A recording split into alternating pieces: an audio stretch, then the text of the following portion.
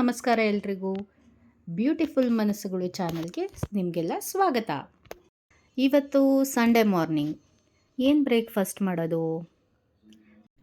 So ಇವತ್ತು ನಾವು ಜೋಳದ ಹಿಟ್ಟಿನಿಂದ ದೋಸೆ ಮಾಡಿದ್ವಿ.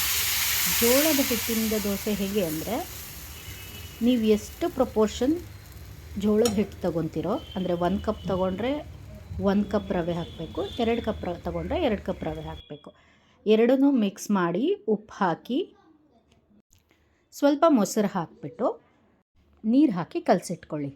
ನಾನು ಇದಕ್ಕೆ ಈರುಳ್ಳಿ ಮತ್ತು ಜೀರಿಗೆ ಹಾಕಿದ್ದೀನಿ. ನೀವು ಬೇಕಿದ್ದರೆ ಕ್ಯಾರೆಟ್ ಹಾಕೋಬೋದು, ಕ್ಯಾರೆಟ್ ತುರಿದ್ಬಿಟ್ಟು ಹಾಕೋಬೋದು.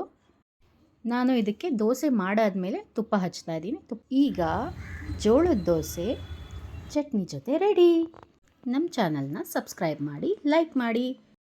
ಜೈ ಶ್ರೀರಾಮ, ಜೈ ಆಂಜನೇಯ.